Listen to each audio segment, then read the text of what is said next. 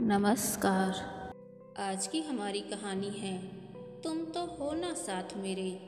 आज पूरे 7 दिन बाद नेहा को शांति के कुछ पल नसीब हुए थे, लेकिन यह तूफान से पहले की शांति थी। इसे वह नहीं जानती थी। वह दुल्हन बनी खुद अपना श्रृंगार कर रही थी और बाकी सबको उसने कमरे से बाहर कर दिया था। वह विदेश से पढ़कर जरूर लौटी थी, पर शादी खानदानी रीति रिवाजों के हिसाब से पुश्तैनी कोठी में हो रही थी, जहां हल्दी के बाद से दुल्हन का दहलीज लांघना सख्त मना था। सिर्फ फेरों के बाद विदा होकर ही बाहर जा सकती थी। ऐसे में इस ब्यूटी पार्लर से तैयार होकर आने का सवाल ही नहीं उठता था। वैसे भी जब शादी घर वालों की पसंद से हो रही थी, दूल्हा घर वालों का चुना हुआ जगह घर वालों की चुनी, तो क्या ही फर्क पड़ता था। जो हो रहा है होने दो। बार बार भर आ रही आंखों को वह बेदर्दी से रगड़ रही थी। हर प्रेम कहानी का अंजाम शादी नहीं होता, तभी तो उसे कहानी कहते हैं। अब वह किसी और की ब्याहता होने वाली है। उसे अब पुरानी बातों को सोचना भी नहीं चाहिए। तभी दरवाजे पर धीमे से दस्तक हुई। उसने उठना जरूरी नहीं समझा। जिज्जी, ओ जिज्जी, देख थारा अंग्रेज आशिक आ गया से। चुनमुन की आवाज पर वह झटका खाकर उठी। जिज्जी, देख थारा गोरा हीरो तन्ने भगाने आ गया से। तन्ने देखा तुझे जाना सनम, प्यार होवे से दीवाना सनम। चुनमुन एकदम जोश से भरी हुई थी। चुप कर जा मरजानी, किसी ने सुन लिया तो हम तीनों को यहीं जिंदा गाड़ देगा। नेहा एकदम घबरा गई। यह क्या हरकत है हनी? क्यों कर रहे हो अब यह सब? मरना है क्या? उसने एक झटके से चुनमुन के पीछे साड़ी में घूंघट निकाले खड़े उस लड़के को झंझोड़ते हुए पूछा। ओह बेबी, जस्ट चिल, उसने घूंघट हटाते हुए कहा। हैरी तुम? वह हनी। अब उसे दूसरा झटका लगा था। जिज्जी, इसकी सुंदर साथे तो ऐसा लागे से जैसे कोई हीरो खड़ा से। चुनमुन अभी भी दांत चियारे खड़ी थी। हैरी ने उसके हाथ में 500 के 10 नोट रखे तो वह खिलखिलाकर गायब हो गई। Harry, what the hell? Have your death wish? मरना है तुमको? और मरना है मर जाओ, मुझे बख्श दो। जल्दी से दफा हो जाओ, इससे पहले कि कोई देख ले। आए ही क्यों हो तुम? नेहा को सच में डर लग रहा था। ओह कम ऑन यार, इतनी बड़ी शादी है, एक मेहमान से खाना थोड़े ही खत्म हो जाएगा। हैरी रिलैक्स मूड में था। तुमको पता नहीं तुम्हारी इस हरकत से क्या तमाशा हो सकता है।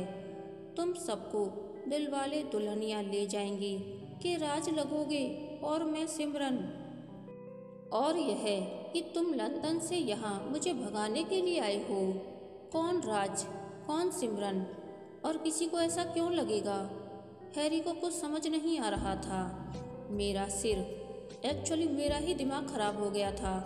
फर्स्ट ईयर में जब मैं नई नई लंदन आई थी, सहेलियों के बीच सेखी बगाड़ने को बोल दिया था कि तुम मुझ पर फिदा हो।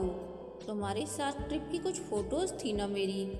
नेहा के लहजे में शर्मिंदगी थी और हैरी की आंखों में हैरत और होंठों पर मुस्कुराहट। क्या इतना हैंडसम हूँ मैं? नहीं, गोरी चमड़ी का क्रेज है इधर। खैर वह सब छोड़ो और ये बताओ कैसे आना हुआ, और यह साड़ी क्यों पहन रखी है?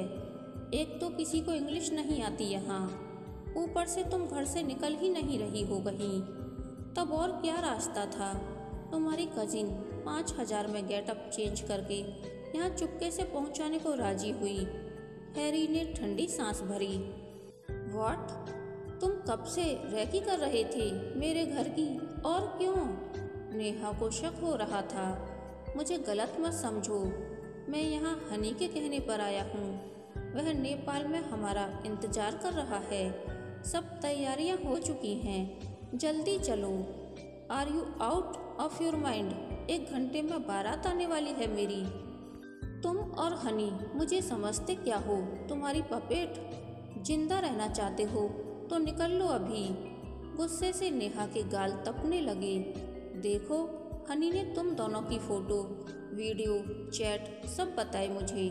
मैं जानता हूँ तुम भी उसे बहुत चाहती हो। उस टाइम उसकी हिम्मत नहीं हुई, पर अब वह तुम्हें किसी और के होते नहीं देख पा रहा। इतना रोया, अपनी जान देने पर उतारू था, इसीलिए मैं आया हूँ।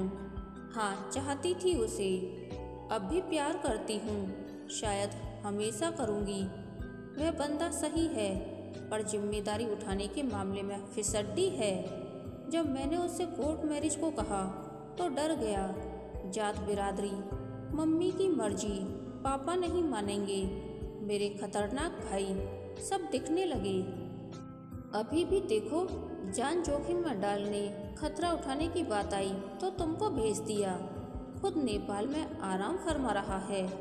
नेहा की बात पर हैरी कुछ कहता, इससे पहले ही धड़ से दरवाजा खुला और बंदूक लिए कोई दहाड़ा। कौन है रे तू?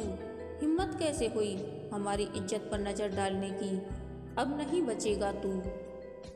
काका, आप गलत समझ रहे हैं। इसने कुछ नहीं किया, बस मजाक कर रहा था। यह खाना खाकर बस जा ही रहा है। ये बाल धूप में सफ़ेद ना किए छोकरी। शुक्र मना बारात नहीं आई है, वरना दोनों को मार देता। अभी बस इसे ठिकाने लगा दूं। इतना कहकर वह ट्रिगर दबाते, इससे पहले ही हैरी बिजली की फुर्ती से उन पर झपट पड़ा। दोनों में गुत्थम गुत्था होने लगी। हैरी जवान था, उसके पास टेक्निक थी। वह हथियार छुड़ाना चाहता था, पर इस कोशिश में गोली चल गई। ओह माय गॉड, यह क्या किया हैरी? चलो जल्दी भागते हैं यहाँ से। मैं पीछे के दरवाजे से एक रास्ता जानती हूँ। नेहा चीखी। नहीं नेहा, तुम क्यों भागोगी? तुम सेफ रहो। मैं पुलिस को सरेंडर कर रहा हूँ। यह सब मैं नहीं चाहता था। पुलिस की इतनी हिम्मत नहीं है कि ठाकुर सा की परमिशन के बिना कदम रखे यहाँ। उससे पहले ही यह लोग तुम्हें गोली मार देंगे। पर मैंने तो खुद को बचाने के लिए सेल्फ डिफेंस में। हैरी बात पूरी कर पाता उससे पहले ही नेहा उसे खुफिया दरवाजे तक घसीट कर ले जा चुकी थी। मुझे भी नहीं छोड़ेंगे ये लोग अब। हमें साथ में रहना ही होगा नेपाल तक। नेहा की बात पर उसने सिर हिलाया। हैरी बात का पक्का था।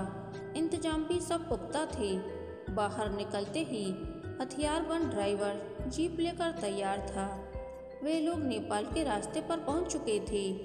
कितना खर्च आया इन सब में? नेहा ने पूछा। डोंट वरी, हनी सब चुका देगा। अरे मतलब पैसे तक नहीं मिले तुम्हें अब तक? तुम्हारी हनी से इतनी पक्की यारी कब हो गई? हनी से नहीं, तुमसे। यह सब मैं तुम्हारे लिए कर रहा हूँ। तुम इतना चाहती हो हनी को, उसके बिन खुश नहीं रह पाती। हैरी की बातों की सच्चाई से नेहा के दिल को कुछ हुआ। मेरी खुशी की इतनी फिक्र, पराए देश जान हथेली पर लेकर चले आए। पर क्यों? इस क्यों का जवाब नहीं है मेरे पास। है, देना ही होगा। तुम जानती हो जवाब। तुमने जो अपनी कजिन से कहा था झूठ नहीं था। मुझे तुमसे सच में पहली नज़र वाला प्यार हो गया था।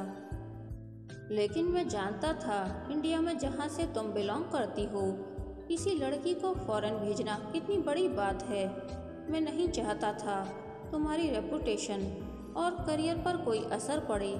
फिर हनी आ गया तुम्हारी जिंदगी में। हैरी का गला रुंध गया और नेहा के आंसू भी पलकों की कोर छोड़ चुके थे।